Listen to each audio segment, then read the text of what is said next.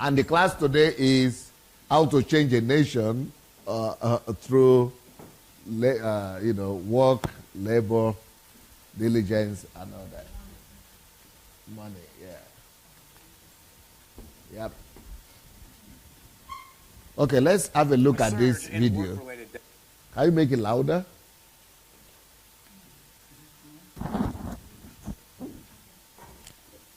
Louder in the computer. That is forcing Japan to take a hard look at its office culture. CBS News Radio's... Start all over again, please. From beginning. A surge in work-related deaths is forcing Japan to take a hard look at its office culture. CBS News Radio's Lucy Kraft has more from Tokyo. Stop. Years after... So in Japan, people are dying out of working too much. Overwork. Because the culture of work is so ingrained that their own is too much. But in Africa, it's the opposite. We don't even have that culture or that danger of overworking. So we need to now learn from Japan, at least, to come to some extent, to some level of sanity. Okay, but let's have a look at it. Losing his son, Itsuo Sekigawa is still in shock, grief-stricken and angry. Straight out of college in 2009, his son Satoshi proudly joined a prestigious manufacturer. But within a year, he was dead. Investigators said the stress of working extreme hours drove him to take his own life. The young engineer fell victim to the Japanese phenomenon of karoshi, or death from overwork. An early day for him was going home at 9 p.m., his father says. If work wasn't finished, he'd stay until midnight. Young women are just as vulnerable. This month, state broadcaster NHK revealed one of its reporters, 31-year-old Miwa Sato, had died from heart failure after working near 14-hour days.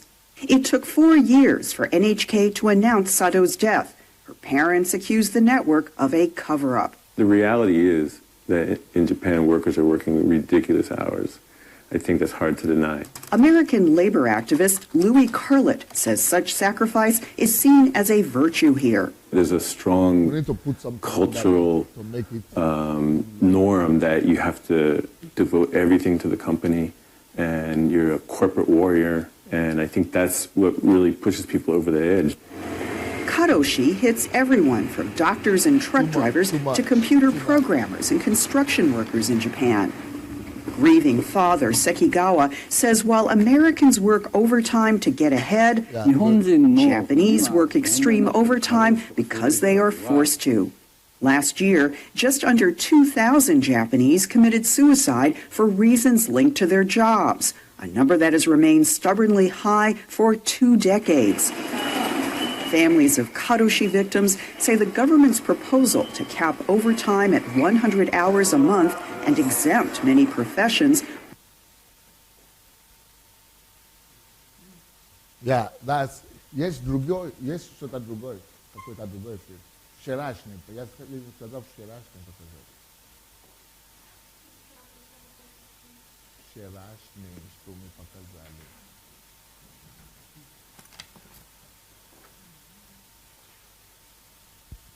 Yeah, so that's one problem they have, but at least that culture of hard work has brought them to civilization and has brought them to the economic superiority that they have. Actually, what if Lucia is better? Not every cliche. So, but in our own case, we are underdeveloped because we don't work hard enough. And we need to imbibe that culture. And it has to be intentional. Okay? You have the slides? Yeah, let's continue with the slides meanwhile.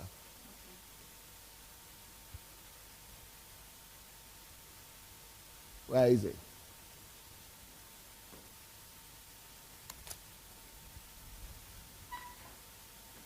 For a nation to be great, it must have a deeply rooted culture of work. That is a national consciousness that encourages the love for work. Yeah, next one. Proverbs chapter 18, verse 9. When you are ready with the next video, let me know. Kandasled ushe video bude gatowa babusha. Kandasled ushe video bude gatowa dai tiknezna. Proverbs chapter 18, verse 9. He who is slothful in his work is a brother to him who is a great destroyer. Yeah, that's why the nation is being destroyed. The continent is being destroyed because of slothfulness. Yep. For example, America, they reward labor very well, thereby encouraging the work culture of their people. That's what we spoke about today and yesterday, that people are having less holidays in America than any other country, but still people want to work because the propagation has successfully been done. And but in our own culture, we have so many holidays, but still people are still, even the work time, they are still using it for partying. Yeah.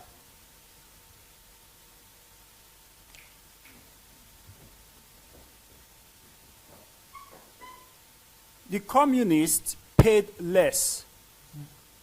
The communists paid less, but built a very strong reverence for work, thereby creating a whole work ideology that put everyone to the factory. I told you about the communists, that they have police. They use not propagation, but legislation to make people work hard. Yeah. Proverbs chapter 24, 30 to 31. I went by the field of the lazy man, and by the vineyard of the man devoid of understanding. And there it was, all overgrown with thorns.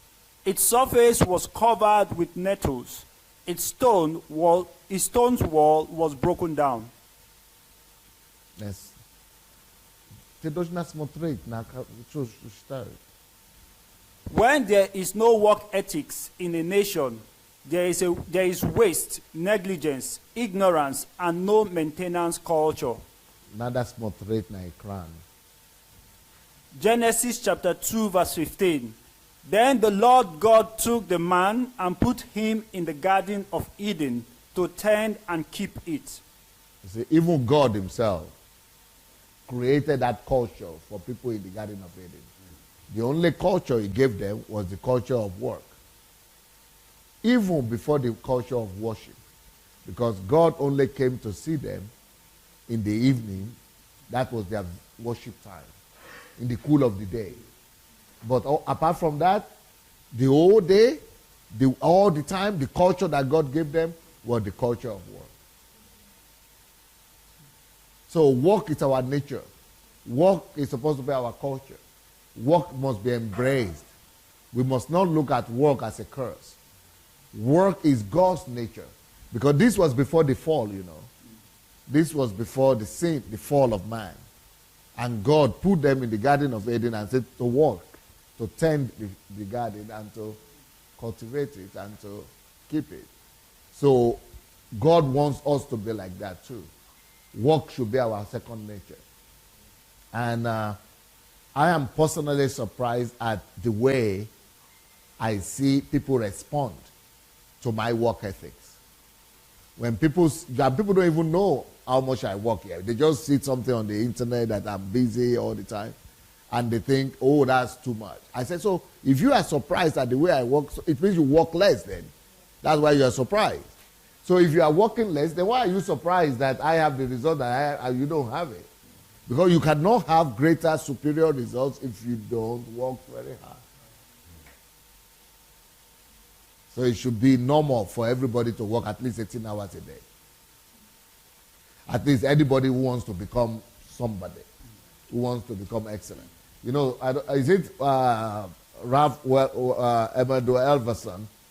Emerson that says that some people talk about luck. I don't know, but I discovered that when I work 18 hours a day, I always have luck. I always have good luck. But I'm only working like everybody else, 8 hours, no luck comes. Yeah, why am I unlucky? That book, that's where I write it. I wrote it in that book too. So we are unlucky because you are not working 18 hours a day. Once you begin to work 18 hours a day, you will not need deliverance. You will not need breakthrough. Automatic prosperity. You will not need men of God to lay hands on you. You will not need the apostle of prosperity or anything. You know, you will have breakthrough automatically. So when I begin to work 18 hours a day, I begin to have breakthrough. Vegatove linet.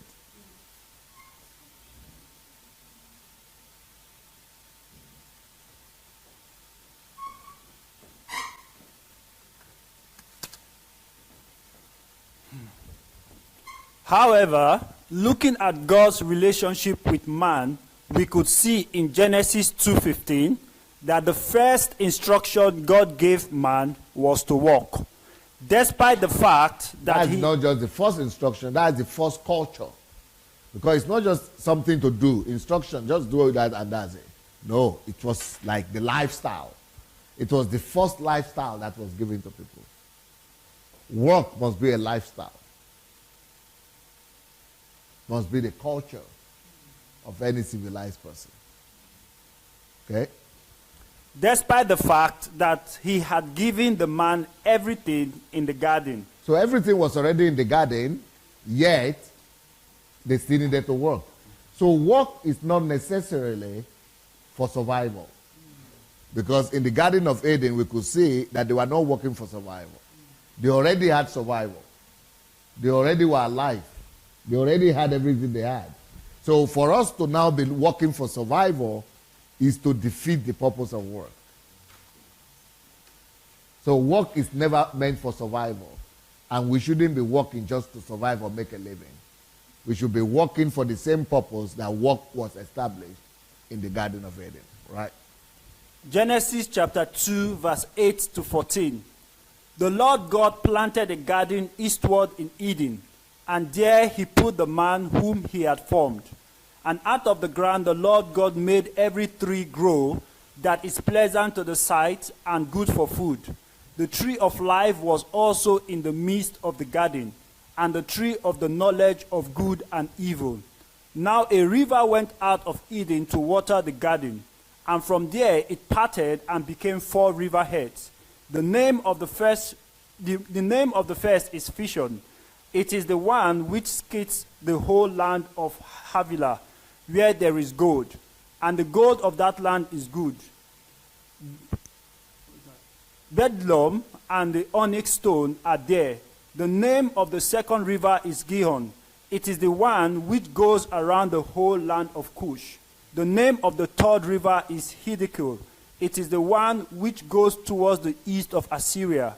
The fourth river is the Euphrates. Gold, onyx, all natural resources were there, yet they themselves are not sufficient to sustain man. So the natural resources were there, but the natural resources and the blessings by themselves are not sufficient to sustain man. Man needed work. It is the work that brings meaning to the resources. It is the work that brings implementation and fulfillment to the gold, to the onyx. You need to work to make it a product. It is work that turns all the blessings into a product. It is the work that turns the gold into the pensions and earrings and things. It is the work that turns the onyx into building materials. It is the work that turns all the blessings into something. So work itself is superior to natural resources. So if a nation will be blessed with natural resources, but not with good culture of work, it will still remain poor. Because even in the Garden of Eden, where they had all these natural resources that we are talking about, they could still not benefit man until man works with it. So it doesn't matter what natural resources you have. If you don't have the culture of work, you don't have anything. And then if you have natural resources, if you don't have natural resources, but you have the culture of work, natural resources will flow to you from places where they have them. So you see, everything is in the Bible. In the Garden of Eden, they have all the resources, but God still said the culture of work must be supreme. So for us to think about development, civilization, and progress for our nation and Africa, it must be a whole informed, intentional effort to develop and cultivate a whole culture of work. So how do we cultivate it? Either through legislation like communists did, or through propagation. And through propagation, we need to involve media, we need to involve Nollywood, we need to involve education, we need to involve churches, schools, service, all. It has to be thorough and concerted, holistic effort. That is how you can make the whole culture to change and embrace the culture of work. Okay? The man was still instructed to work, verse 15, cultivate and keep, develop and make productive. Every man, can you imagine? For me, for example, in my own understanding, the purpose of government is to be able to put a system in place that every citizen that is an adult citizen of the land will have some productivity. Unless he's a dependent or an handicap. Otherwise, everybody must be productive. Then, not like in Nigeria right now, who are the people we call Nigerians? I think we are not more than 20% of the people who, because Nigeria, only 50% can even read or write. So 50% is already up. Out of the people, 50% that can read and write, how many of them have degree? How many of them, those ones who can read and write, 30% of them are just secondary school or primary school. So the ones we are currently calling, so the potential of the country that are really, informally building the society, maybe they are between 5 to 20% maximum. But can you now, imagine a situation whereby we develop 100% literacy and we bring skills to 100% of the population? Of course, I know that there are unskilled laborers, the little farmers, and the petty traders who are not educated. But what is that? Can you imagine if their capacity is developed fully, like European countries? I mean, we are living on wealth. If right now we are only having 20% of the country, the rest working, and the rest, they are the one carrying the weight of all the 80% of the others. And still, we are still alive. We are still surviving. Can you imagine when 50% of the country will be educated, will be literate, we have human capacity development, and we, have skills, and we'll be contributing to the economy, and we have the culture of work? The future of the world is in Africa. Yes. But somebody needs to put that in place. Because right now, Nigeria, do you know that Nigeria has a bigger economy than Switzerland right now? If you tell many people that Nigeria has a bigger economy than Switzerland, they will say you are a liar. Do you know that Nigeria has a bigger economy than Belgium? Nobody will believe you. Do you know that Nigeria right now has a bigger economy than 80% of European countries? But nobody will believe it.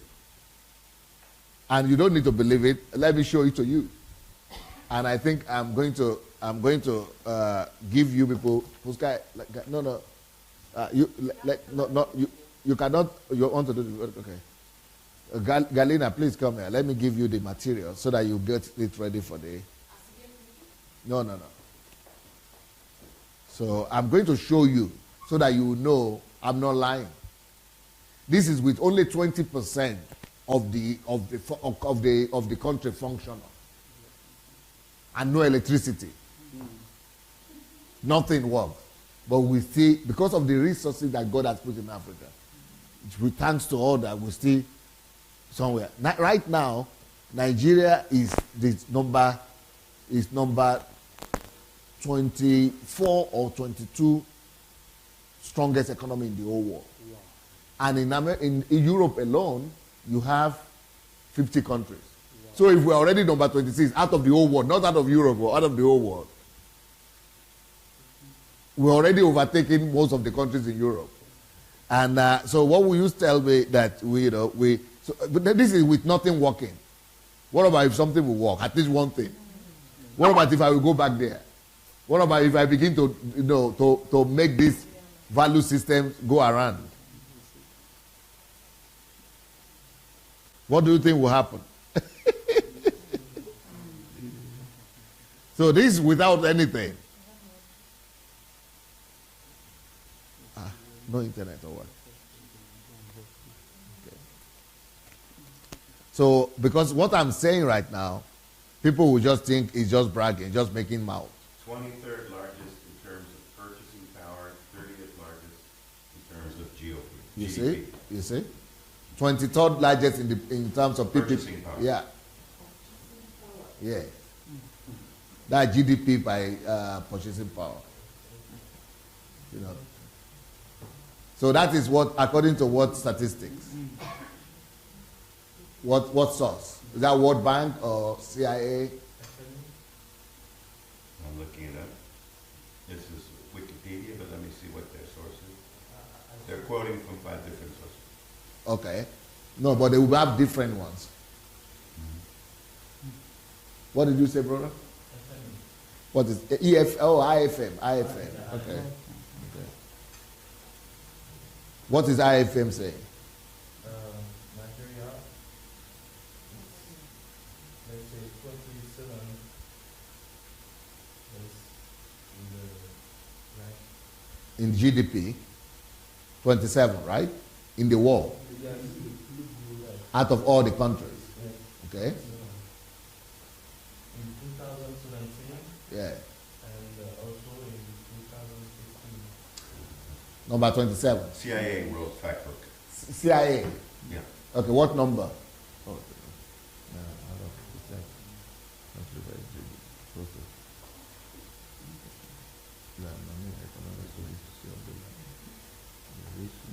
23 in purchasing power and 30 in GDP.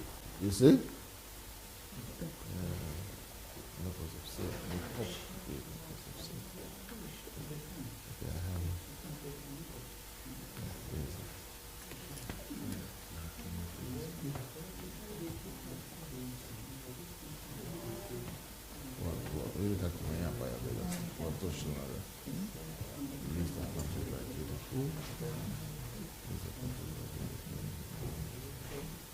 So, but if you tell somebody else that, nobody will believe you. That Nigeria is 28 or 27, number 23rd in the world. When you have 50 countries in Europe, you would think all of Europe is better, all of America is better. Or no. But what about if we get some things going? It will be just fantastic.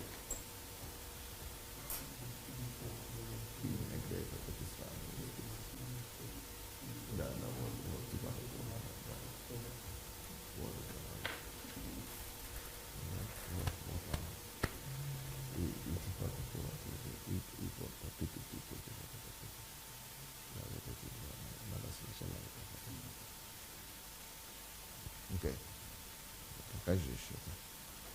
All right. So you have the video ready? Okay, let's look at one of the videos here about work.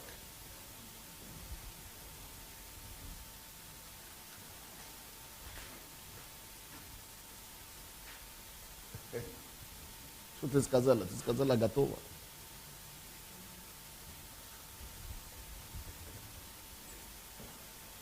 No, live the life. Don't worry about it. It's this life. Okay, let's go. Let's look at the video here. This video is about the work culture and how countries are influenced by their work culture. That development of nation depends on the culture of work and labor. Any country that pulls down labor is poor, but the ones that value labor and work, they become developed. So we saw this yesterday, but let's have a look again. For the record, I'm not okay with this. I'm not either. Hey, if you've been planning a summer vacation, you know how difficult it is to schedule time off from work. Unlike Europe, there is no law guaranteeing American workers any vacation time at all. Channel 4 Action News reporter Sheldon Ingram shows us. You would think that is horrible, that is bad. No law that guarantees workers any vacation at all. I mean, if you say that in Europe,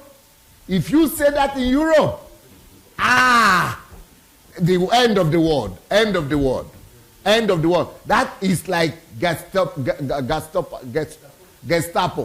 That is like saying Gestapo. No, leave it. Don't show me. Show the screen. That is like Gestapo. No law guaranteeing vacation. But do you know why America did that? And nobody is complaining. Because the people don't even know. Because they have been brainwashed well. They have been brainwashed to be addicted to work. Because they are interested in economic growth. Now, they don't think about people. People is second place. But at least they build a big economy and a great country. Because they are thinking more of the greatness of their country than individuals something. So, but, of course, if we put it by God's standard, that is horrible. Because God's standard is that is one of the 10 commandments. You know, Sabbath. We spoke about it yesterday. Every country.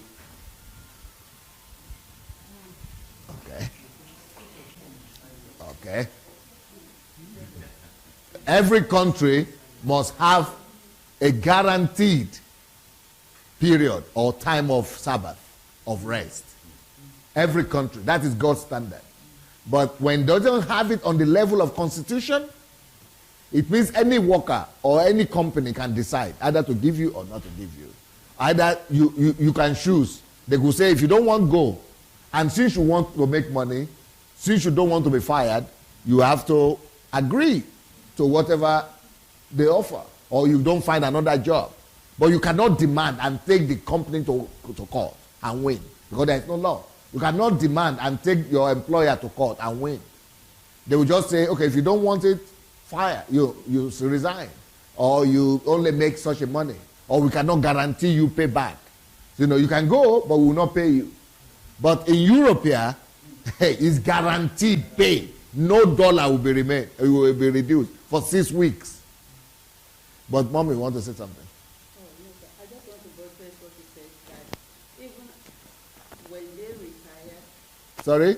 after retirement, you see them picking up other jobs. No, leave it. At whatever age, maybe after 65 they retire, they still go pick up another job. Wow.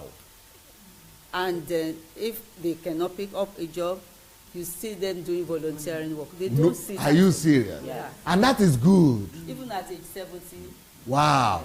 That is what we need in Africa. It is the direct opposite in Africa. We're not working. We don't have the culture of work. And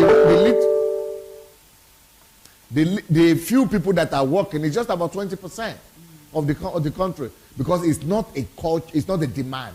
It's not even a need for people in Africa. People rather want to escape work. People want to run away from work. And that's why, of course, we must have a balance. Like, I like the European system better because Europe, you know, they put the culture of work is there through propagation. People see the need to work and they work hard, but they also have holidays and time for vacation, which is guaranteed by law. Which is guaranteed by law. But what is happening in the only country that is worse than America is Japan. And in Japan, they are dying. Because in Japan, it's more like, it's not just the propagation, the culture, and everything demands from them to do it. Let's continue. But America has Sabbath. Sabbath. On Sundays? Yeah. Okay. Japan has. Yeah. Yep. Just how hard it is to take a break.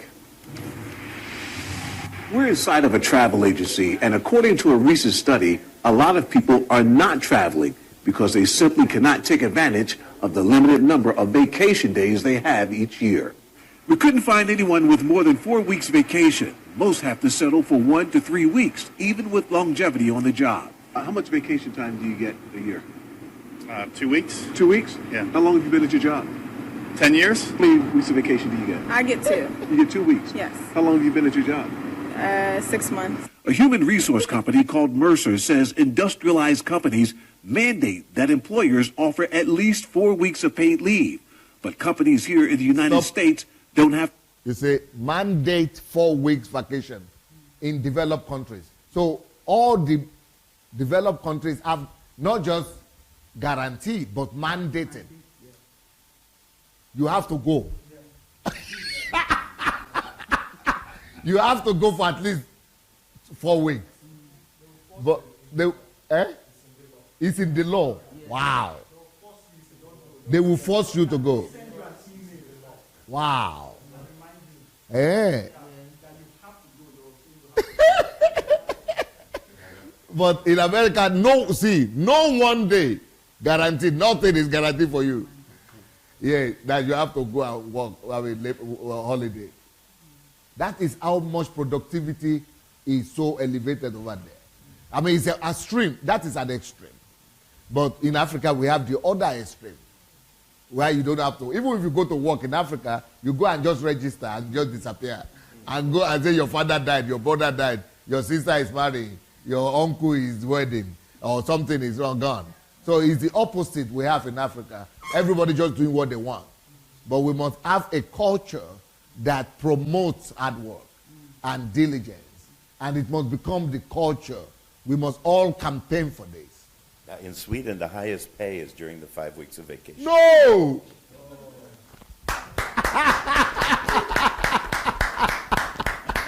They pay you more when you go on vacation than when you are working. 12% extra. What? No! 12% extra. Okay, let's go. To offer any paid leave, but that seems to be okay with some members of the Pittsburgh workforce. A recent study published in the Journal of Happiness found that Americans are happier working than Europeans. Well, yeah, in Europe they get off like 6 weeks. Stop. You say Europe gets 6 weeks of holiday, apart from the guarantee 4 weeks. They can get up to 6 weeks. But they are still not happy. Because Uncle Sam is too much on them. But Americans are happier, even with 2 weeks, or with not even getting holidays at all. Now, what makes America happy is because of the system itself. You know, America, they have more faith, they have more, like, you know, one American just said, Rory just said now that America has Sabbath in a different way. Not during vacation, but they go to church. But Europe, they don't go to church. Yeah, 90% of Europe doesn't go to church regularly. So what does that mean? Emptiness. They cannot be happy. But America is the most religious country in the world out of all the developed countries. It's the most religious country. And the most Christian country too. So that compensates a lot. What they don't have in physical rest, but they have spiritual. So that's a little bit of something for them, yes. But the socialists there, the people in the extreme, they are not happy too in America. Because they don't believe in God too. So they are so frustrated. Yes, Something they take off for months. Yeah. Yeah. Wish you had it like that? No, I think we have it better around here than they do in Europe. Stop. He said, how much holiday do you have? 2 weeks. But he himself, he said, but in Europe they have 6 weeks. He said, do you want us like in Europe? He said, no. 2 weeks is okay. Yeah, we are better off. You see, that is how they have been conditioned that work is a blessing. They said it's better for work. Even though they will be paying you for 6 weeks. No. Let them lose pay. We want to go and work. That is what we should do in Africa. Go ahead. Inside the common Japanese restaurant, Chef Luke Bursick gets 2 weeks vacation and he's been here for 8 years. But that's okay with him. To be honest with you, it's fair for me. I mean, I like to work. I've always worked, and too much time off for me kind of gets me lazy. In the restaurant business, you see the mentality? Even 2 weeks, he said, "Oh, that's okay. You don't have one more rest." No. You see, the culture. That is what we need in Africa. Go ahead. Lose bundles and tips while on vacation, so they'd rather work. Essentially, they'll take 2-week vacation, but they want to come back faster because they have 2 weeks vacation, but they want to come back before the end of the 2 weeks. They don't want to go for that 2 weeks. Go. Make more money in tips. But for others, that European lifestyle sounds pretty cool. If you could get 4 to 6 weeks, would you take it? Yes, indeed, I will. And that's what I'm striving for. The longer I stay, the more I get. Sheldon Ingram, Channel 4 Action News. You see what he say? He's striving for it. The longer I stay at work, maybe they will give me more vacation. It's not like a law. It's not guaranteed. All right, but the reason why I'm showing this is just to show us that any nation that becomes developed, they have to be serious about getting their people to work. The culture, it has to be a culture. It has to be, legislated or propagated, anyhow you want it. But we've got to make work celebrated and the most important thing in society. Okay, let's go back to the notes.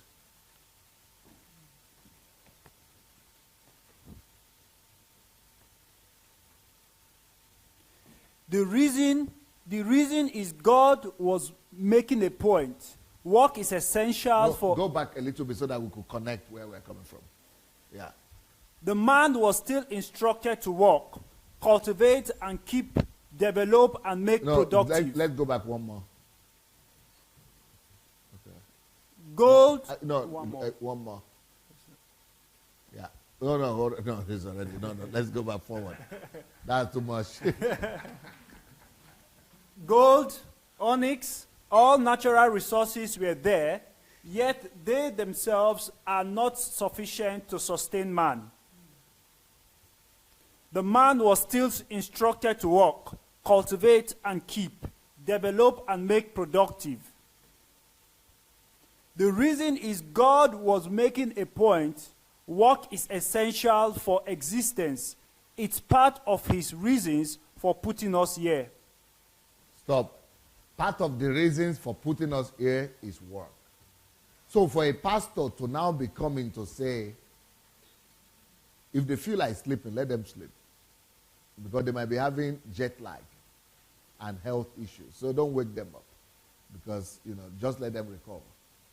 So anyway, so one of the reasons why God put us here, really, is to work. And pastors are now coming around to say, work is a curse. Excuse me. Go ahead, please. Proverbs chapter 20, verse 13. Do not sleep, lest you come to poverty. Open your eyes, and you will be satisfied with bread. Work is not only because of money, because work has more to offer than money. Beautiful. That's why I wrote that book. Money won't make you rich. Yeah. What work can offer? 1. Firstly, we work to realize the hidden potential in us. Beautiful. Is that not great? I work for myself. So even if you don't pay me anything, I work for myself. When I started doing this, my live broadcast, people would normally come and say, I want to be paying my tithe to you. I said, you want to pay your tithe to me? Good. So I said, go ahead, but don't give me, take that tithe, put it aside, and use it. What is the calling? What is the burden that you have in your heart? Go and assume that you are paying to me, but go and use it yourself. I'm dedicating, you to go and use it, to go and fulfill the passion that God has put in you. Just assume that you are using it like that. Or do you know anybody that is unfortunate and around you that is less privileged? What's your mom? How much do you give to your mom? How much do you give to your sisters and brothers? Oh, no, not much. Go and use my tithe. Go and use it to take care of those people.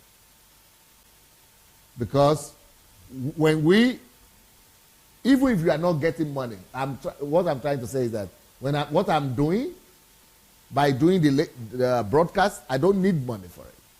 I don't need you to pay me tithe for it. You see? What did he say? When you work, you realize the hidden potential in you. So I'm working for me, not for, even though he's blessing you too, but he's blessing me first. So for pastors now to be coming with all these kind of doctrines like faith offering, prophet offering, and all kind of ways to make people give money to them, either they don't understand that whatever they are doing for others and any kind of work is a blessing to you, first of all. You don't need to demand people or manipulate people or twist people's hands to give you money or to take their money away from them. Okay, let's continue. 2, we work to release or discover the potential of the earth. Yes, we work to discover what is already in creation, what is in the resources of the earth, in what God has created. We work to unleash it. For example, if there is oil in your country, without work, that oil will never, you will never extract it. If there is gold, without work, that gold will never become something. Will never become commercial. If there is diamond, without work, you will never cleanse it to be able to make it to become something valuable.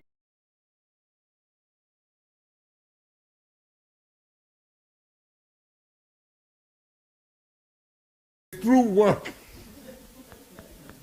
only through work, you can unveil and unleash all the resources of the earth and of nature, of air, of the planet, of the galaxies, of the space, of, you know, of nations, everything. All, you know, as you are sitting down there now, there are a lot of hidden resources, riches in you. It is work that will release it. Just so that's why I was using the example of not taking money from people, because when just like I told you about the oil, or about the petrol or gas or diamond or gold that are hidden in the ground, and it takes work to bring them out. Same with you. There are even more wealth and riches in you as a human being. But the amount of work you do is what unveils them. The more I write books, the more I discover more topics. The more I preach, the more I generate more. So there are many more things in us than the raw materials in the soil. And the only instrument God has come up with to be able to discover, unleash those resources and wealth in you as an individual is work. So as you are sitting down there right now, you are closed to Him. So many of those things are closed in you. I have a book that is called How to Discover Your Hidden latent energy. Latent energy. That's about it. Another one I have like that. So, you know, maybe you have all of you, maybe you have discovered 1%. So when people come to me and say, oh, Pastor, face your business. I have a book that's called also Pastor, Face Your Business. They want to face your calling, yeah. Just face your calling. Just do that thing. They don't know what I know. I know that I'm like that soil in Delta, Niger Delta, that is full of all these things. And you say, no. Don't go and cultivate everything. Just face your calling. Just do one thing, little thing that is coming naturally. When everything is packaged, for you to know the indication, for you to know, to have what they call prestavlene, to have What do you call to have prestability? For you to have an understanding of what is in you, of what is hidden in you, always think about the amount of cells in your body. That is to that level, to that extent, to that magnitude, and your potential. So for somebody to now say, face your calling, and you only do that little thing there, they are killing, they don't love you. Because the variety is like the sand of the sea, of the resources and potential. Because the amount of cells in any human being, they are like in the billions. So they are the varieties and the possibilities of what you could do, they are like those cells. Because every cell you have in your body is a living organism. And as long as it is living, it means it has life in itself. And anything that has life has potential.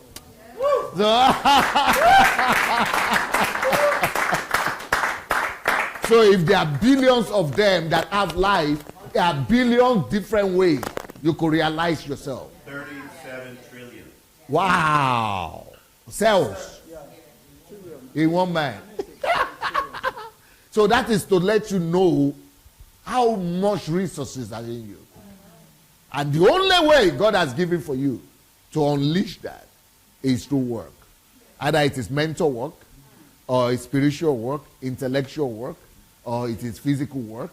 Only through work you can unleash and discover even those things. So we continue. You read that again, please. We work to release or discover the potential of the earth. Yep. 3, we work to multiply resources. 4, we work to provide for self. Wait. Let's go back to the previous one.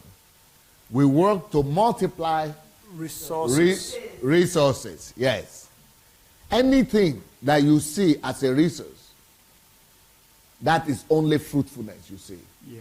No matter how big it is, no matter how vast it is already, if it's available, if it's visible, it's only on the level of fruitfulness.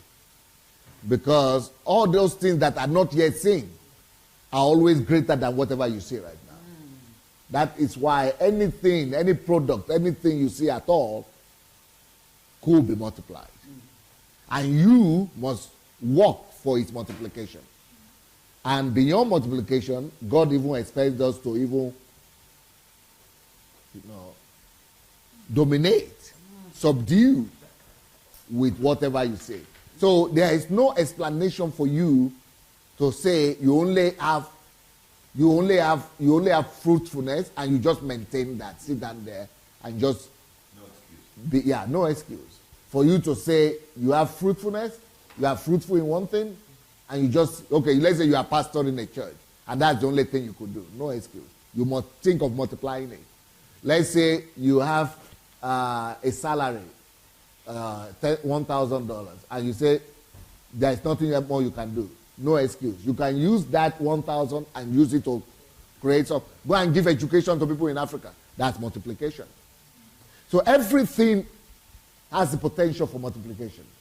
So let's say you say, I've only written one book.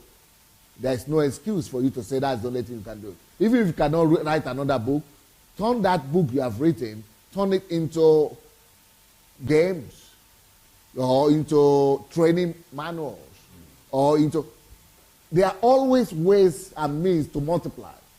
Anytime you say that there is nothing you can do more to multiply, that means that you yourself have stopped growing. When you keep on growing, you will always see ways and methods of multiplying anything you have in your area and your surrounding. So everything, that is work, but the only way to multiply is only through work. Only work multiplies. And only through work you can multiply. Either mental work, intellectual work, physical work, spiritual work, but only work multiplies. Okay, next one. 4, we work to provide for self, others, and the nation.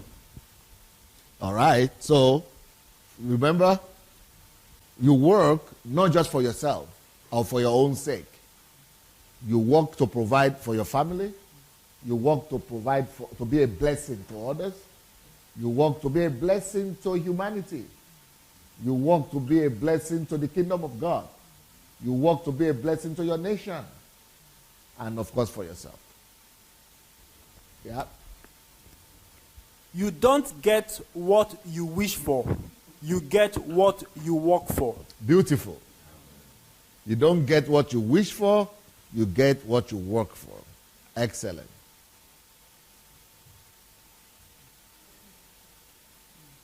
Five, we work to have access and possibilities. Beautiful. Life is a field of unlimited possibilities. Yep. Proverbs chapter 22, verse 29. Do you see a man who excels in his work? He will stand before kings. He will not stand before unknown men. I'm just thinking of my country. Can you imagine if we could teach our country to work like this? We will not be small. We will not be poor anymore. So all those people say Africa is poor, let's have pity and mercy on Africa. Well, I think, Africa needs to think about herself. Africa needs to put the right principle in place. Africa needs to begin to, apply the right principle like other countries have applied. We don't need pity. We need to work. We need to stop pitying ourselves. We need to begin to be tough with ourselves. Africa needs tough love. Africa needs tough reality.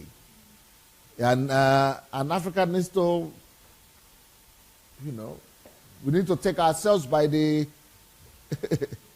by the neck, if you want, and get ourselves to work and not pity ourselves and not be waiting for help from the Western world or developed world. They had to work to build their own countries too.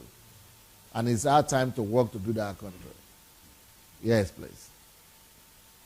6. Work brings increase of everything.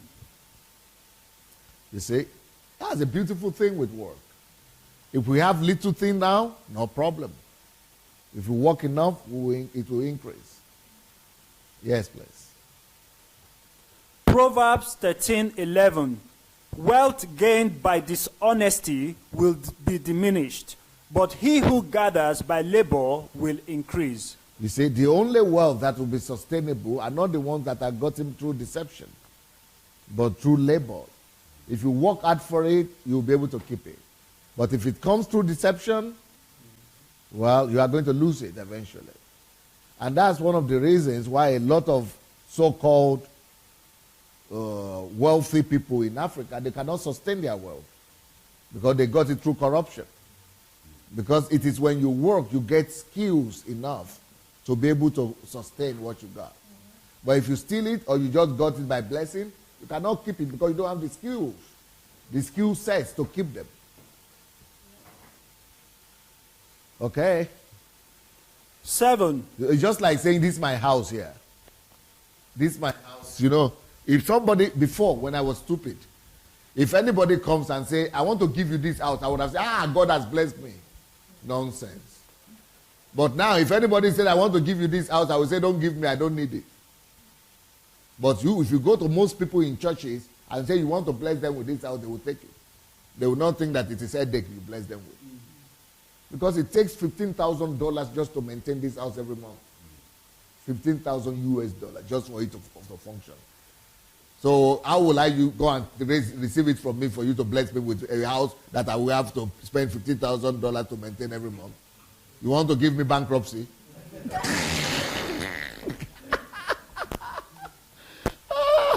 You want to kill me? I will go to jail. Because it takes you a level of, you have to be ready for blessings. But a lot of people, they are just wishing for blessings. But you don't have what it takes to maintain that something. You cannot maintain it. You're not prepared for it. So it's not just about blessing. It's about working enough, knowing the skills, having the skills, having the work level to be able to have the resources that you will need to be able to maintain the blessing that you're asking for. So, but a lot of people just want to be blessed. Okay, you get the blessing, but the blessing will kill you because you don't know how to sustain it. It's just like somebody came, somebody had given me a plane before, airplane. Yes. Somebody gave me airplane before. And why the whole church, and the person announced it to my church, why the whole church was rejoicing that I was given a plane, I came to the stage, took the microphone, and I said, I don't want it. Because by that time, God has helped me to know that it takes $40,000 to pay, just to pay for 1 day of parking. Every day that you park your car, you park your plane, you pay $40,000 for it. Just to park. Just for you to sit down in your territory. So from the place it is being sitting down right now, it used to be the headache of the person giving it to me.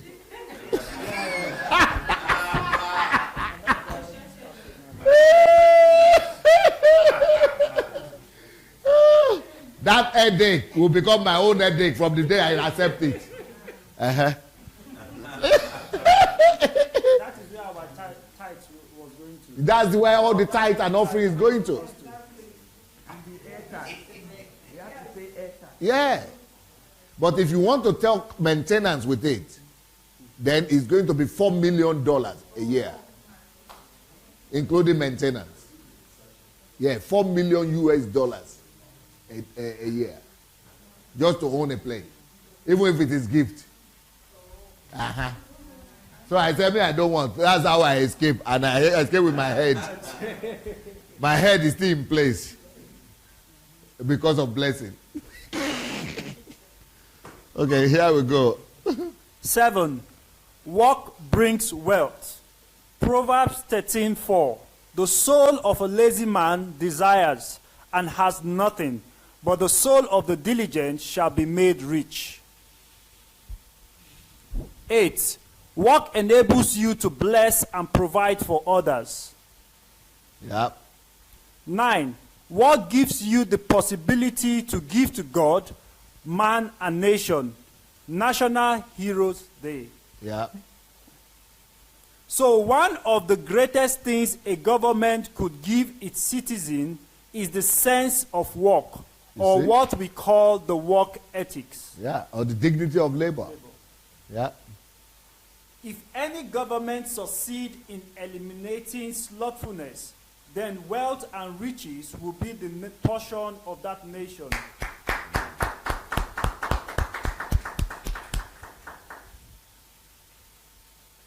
Proverbs 28:19. He who tills the land will have plenty of bread, but he who follows frivolity will have poverty enough. Encouraging the citizenry to be industrious are essential to the prosperity of the nation. Ecclesiastes chapter 10 verse 18.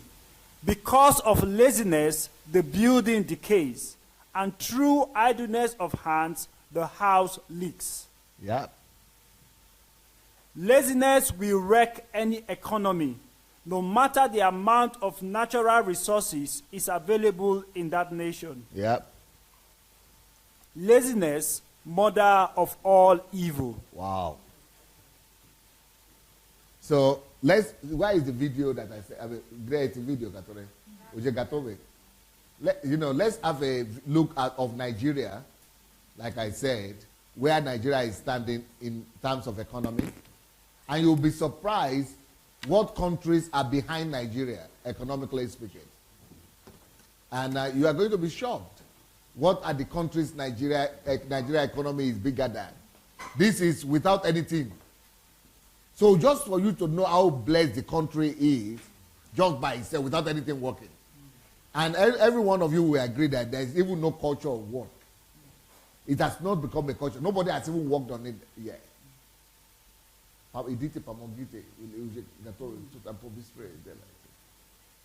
So, but if we will put all these principles in place, things will run faster, things will work out, and we'll be able to climb up very, very fast. you know. But we need somebody to be able to bring this understanding and, you know, and inculcate it in the fabric of the society. The fabric of the society. Okay. Are we ready?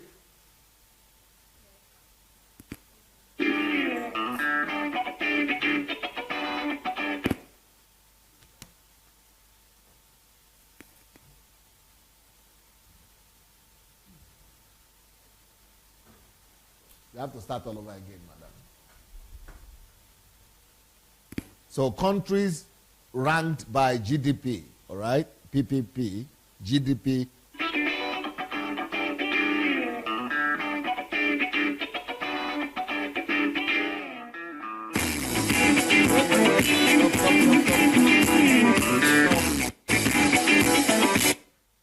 Acho que tem D7. Samuel D7 luces desse listou.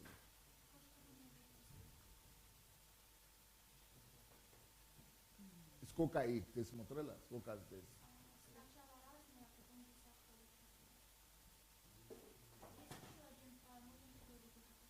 Não, nada deve ser. Ele deve do petit de cette, ele skoka. De D7 D7 toca. No, this nationals de city. Toca Montreal desse. When you all see PPP, it means purchasing power Huh? parity. Comparison of Let's try the GDP growth. Z.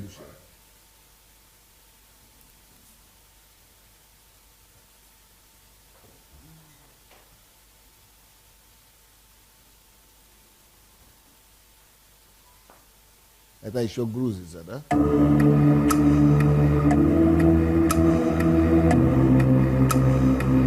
Stop. Can you say it?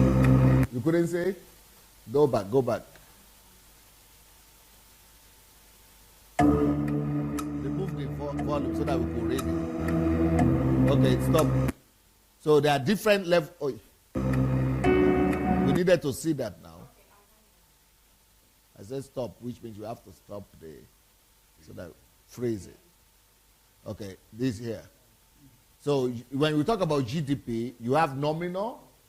Nominal is just flat. It's just like saying flat GDP, whatever the country produces. Then you have GDP per capita. Per capita, it means how much wealth every citizen has. That is where Africa and Nigeria is at the bottom. Then GDP PPP means how much altogether wealth is in the country. Not just the GDP nominal. GDP nominal is without the activity. That's just what you produce. But the purchasing power authority talks about how much wealth that is there. Not just what you produce. For example, in Nigeria, we could produce just for 500 billion. But because apart from what we produce, the Nigerians in diaspora send another 30 billion. And then there are other things that we don't count as being produced, but we have petty traders, petty farmers, all those kind of everything. That will be PPP. So then, yeah. Okay, let's go. Let's see what they have here. Play now. So GDP nominal. United States, Japan. Oh, it's too fast. Okay, let it go.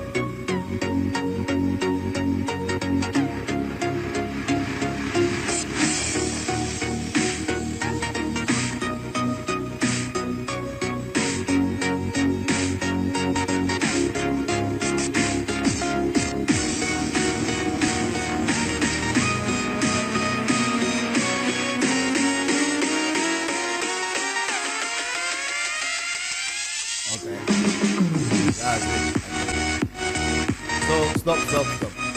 Let's do the other one. So you see that there are two places there where you see Nigeria, right? So one was 23 and one was 16? 15. Okay, so what are those? When you then there are some where you don't see Nigeria at all.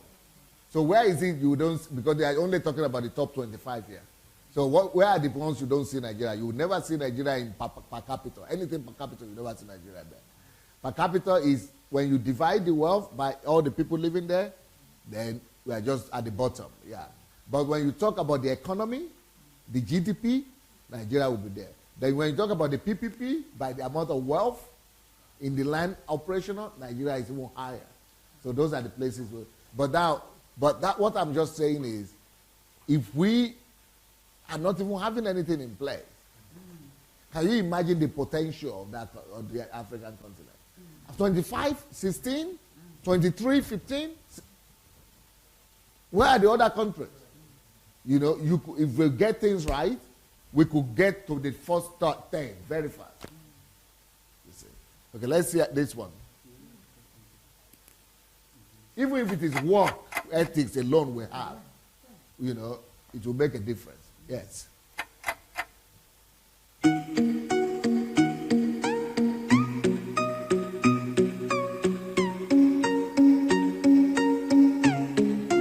So these are the richest countries in the world per capita, yeah.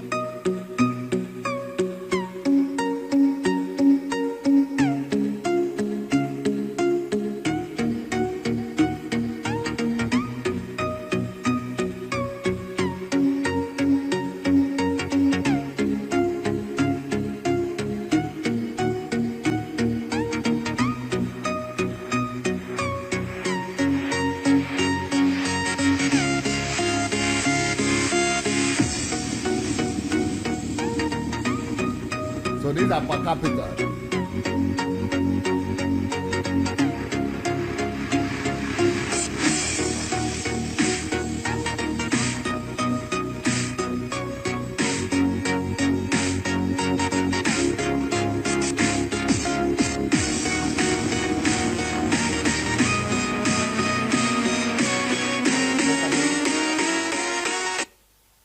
Let it play, let it play. I'm definitely the DJ. Go to this particular band.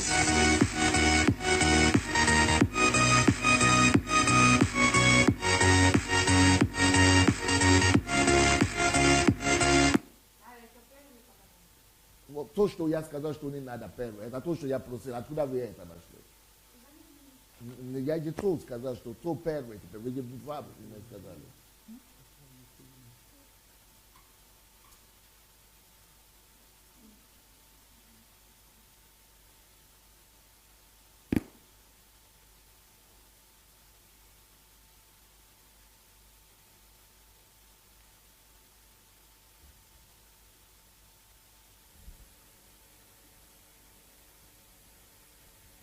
Слушай звук, пожалуйста.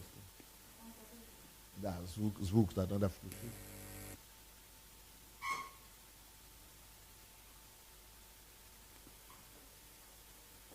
Even на весь экран надо сделать.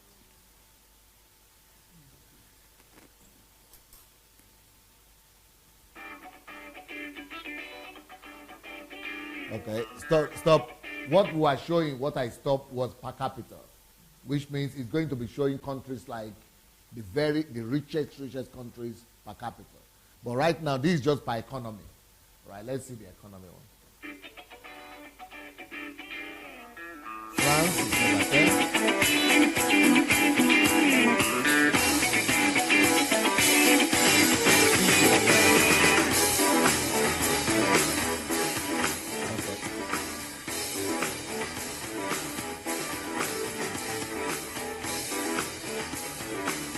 Сказала, что только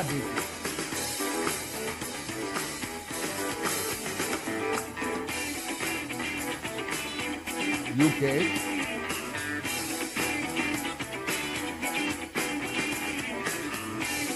All these countries that are developed, they have strong work ethics.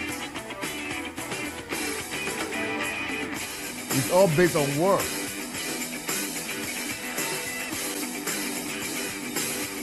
Brazil, number 8, 3 trillion.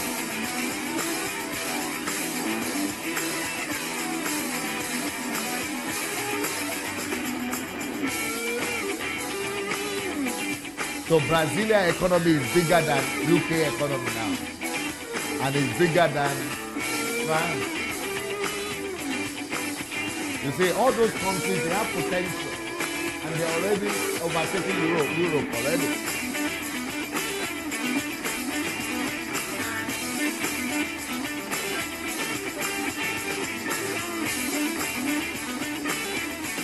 And they are coming in a period that I wrote.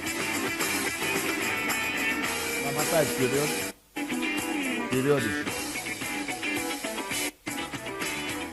I can't see what I'm looking for. More forward.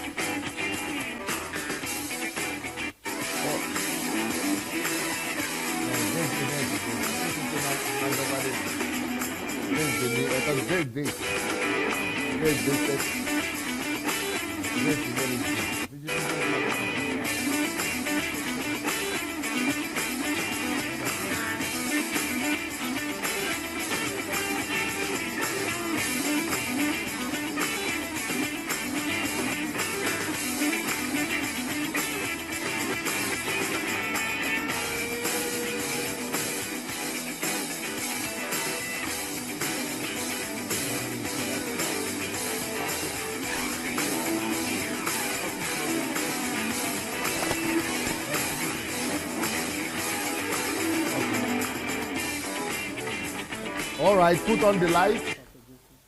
Включите света. So any country that is big on GDP or economy is only based on hard work. You will see the culture, they have the culture of work. And without it, we're going nowhere. So that's the end of the teachings. I was listening to you. We have 15 minutes to hear your feedbacks on today's teachings on the importance of work, creating money, diligence in wealth creation for the country. So what do you think? What do we need to do? What are you learning? What are your conclusions after these teachings? Yes, sir. I think it's fascinating how much potential is in each person. There's 200 different kinds of cells in each one of us. 200. And there's 37 trillion estimated total cells. So based on what you're saying today, each one of us would have 200 different directions we could go. Yeah. Yeah.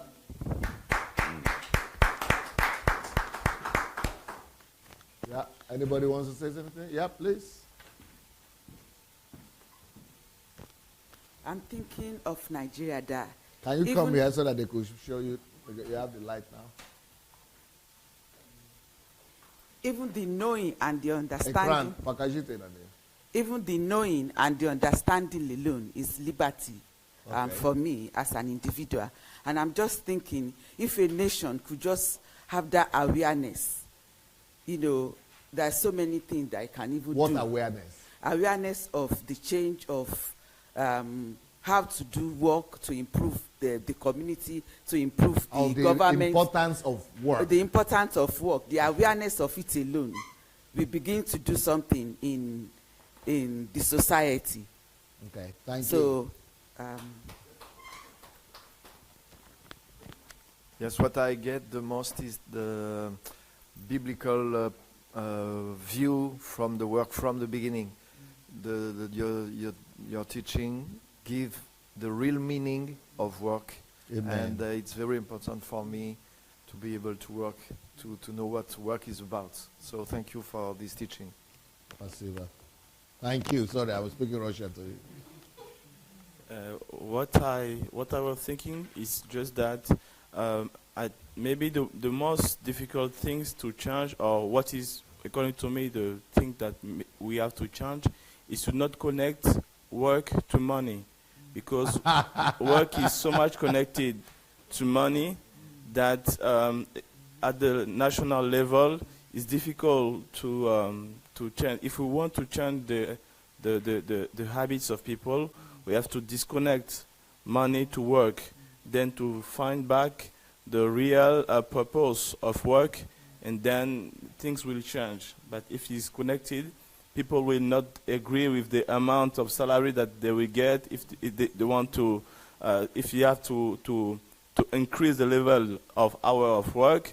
Government will also say that there are not enough money to pay at this level of work, but it's only work that can change. So if we disconnect, then people can work for another reason, not only for money. Beautiful. You are so right. And that's why I wrote the book, Money Won't Make You Rich. And work is better than vacation. Labor is better than favor. And dignity of labor. These are all because of the excellence is better than money. Or it's called excellence, your key to elevation. Why you more urgently become a workaholic. And money won't make you rich. Yes, Sir Pastor Wellington. We now know what why poverty is reigning in Africa.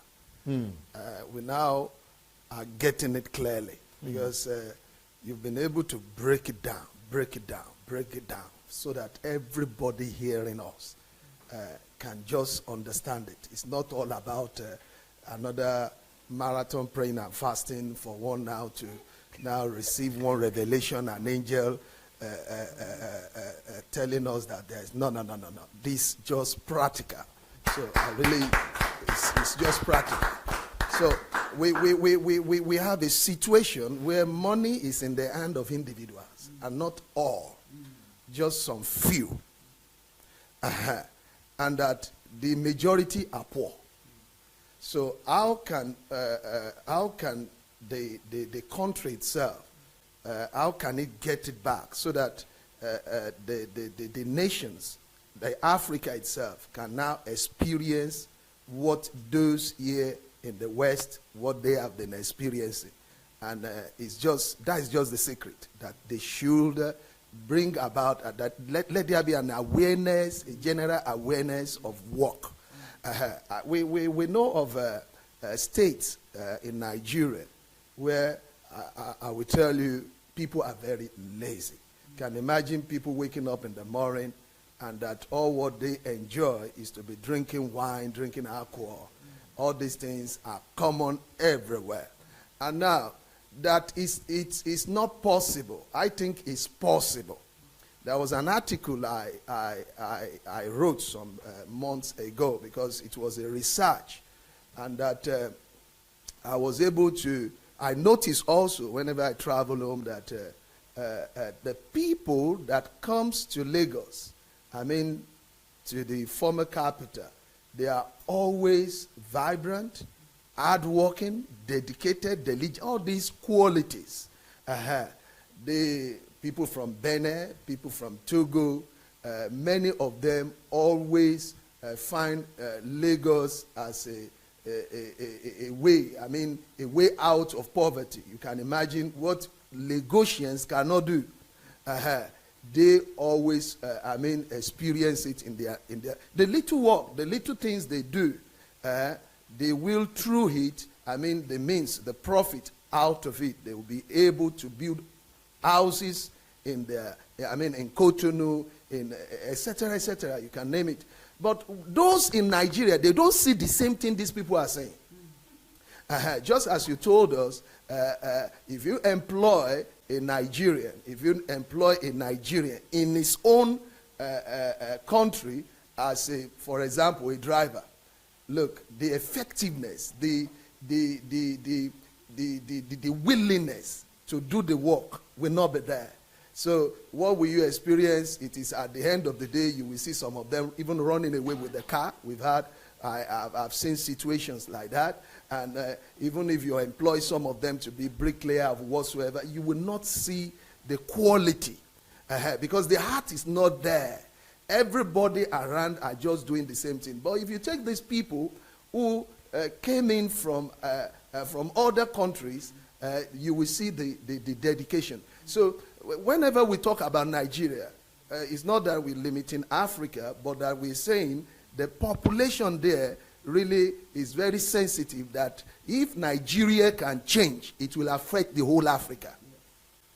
If the awareness can be there, and that this work, everybody, I was one of those pastors, because I think this is also a time. One of which pastors? I was one of those pastors that used to preach the same thing. I had that belief before, that this favor, and they are watching me live, so they can they can attest to it. They can attest to it. So, but I really thank God, because for the past 4 years, you can imagine 10 years of full time, and suddenly I stopped it, and I now went back, started working. So for the past 4 years, what I've experienced in working, if I'm here today, is because I took a leave. Now it's still working for Uncle Sam, but a time will come when it will be more better. Testimony. Is it about even the promotion at work, the exposures, the contact, the connections? Evangelism made easy. No more. Which means there is more blessing in working than not even working. As I'm here, I've been receiving calls. So my absence, the whole working place is saying, look, this guy must just come back. Not to even talk about the church that is waiting also for me. So the many years in the ministry, I wasn't able to. You see, people will just tell you, because they just bring the tithe. You don't know what it cost for them to. So they are bringing that the is tithe. A pastor talking. You don't know what they are going through. So when it comes to decision making of even where we should put the tithe, in which area, now it's always the Almighty. The man there is the Almighty. So we just go ahead and we say, okay, pay the bills, pay this, send it there, send it there. But if we, the pastors, worked for it. So if we work for it, we'll be able to understand, because it's more deep. It's more deep. And I say this work of a thing has really, really helped me. Is it in project?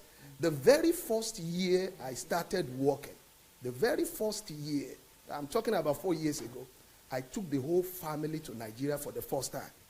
Since 23 years that I had everybody to Nigeria. That is true work. And whenever I want to start a project, even the idea, and I want to tell the church, the people that, look, I'm coming in with an idea, we want to do one or two things. Sama, before I come up with that, I have the money in my pocket.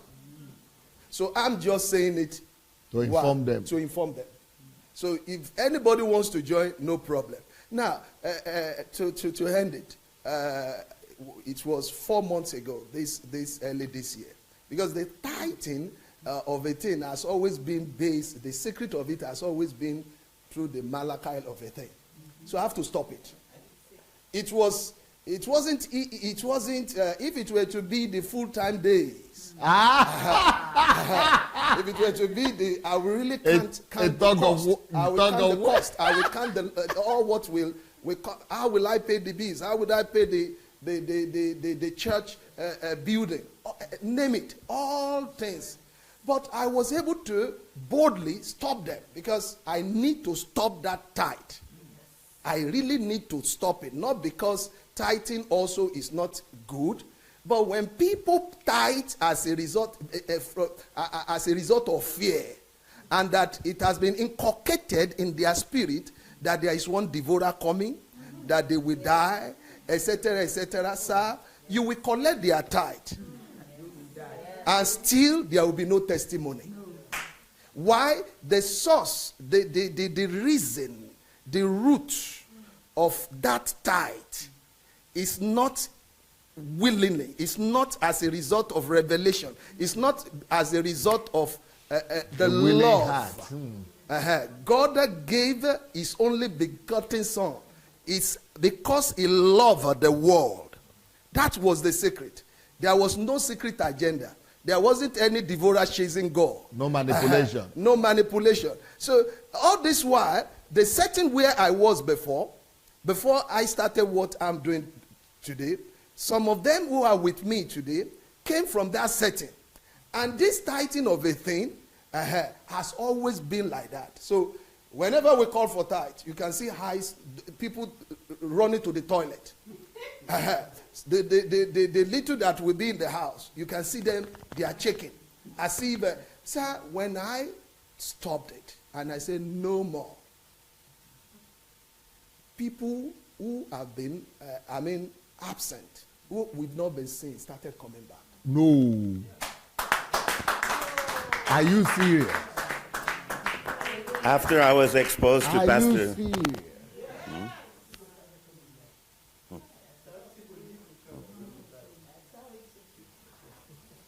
After I was exposed to Pastor Sunday's teaching, I was on the stage with Reinhard Bunke in Lagos, and I was prophesying that Nigeria will become the #1 tourist nation to Israel. But the Lord said, you have to work for it. You have to work for it and put aside money through diligence. And what was said on the platform is still true today. People think Jews are just blessed because they're Jews, because God made them blessed. It's because of what Pastor was teaching us today. 7 times Proverbs says through diligence, through hard work. So that's the secret for the Jews. I have a little gift for you, Pastor. And you know, it's Jesus. So you see, he's a Jewish. So for you people who don't know, Pastor Rory is a Jewish man himself. So he knows, and it's even not from the Bible alone, but from his family and from his culture, that Jewish people walk. It's not just because they are born Jews. You know, Jesus himself, he says to us in Matthew 5, how should we let our light shine? That people will see our good work. Our good works, plural. Exactly what we're talking about today. And he said, I didn't come to abolish the law, but to fulfill it. He says, the one who's teaching the 10 Commandments and all the things from the law will be called great in the kingdom of God. And the one who teaches against it will be called least. And I don't know if you've seen this before, these tzitzit. But this is written in Numbers 15:37. The Holy Spirit says, the Lord, the Holy Spirit says, you shall wear these things. Now, this is not the basis of salvation. That's only in the cross. But you shall wear these things that you not walk in the lust of your own flesh. But all your work you do according to the will of God. So I have a little gift for Pastor from Israel. And, you know, if you don't have these tzitzit, these fringes on the edges of your clothing, this is how prayer shawls were started. So that if you don't have it on your clothing, you could anyway put the prayer shawl on around you, and then you have the 4 corners, you have the obedience to have the fringes. And every time you look at the fringes, it's to think, not to go of working in your own ways, or walking in your own ways, but to do the will of God with everything. So thank you, sir. We didn't know that.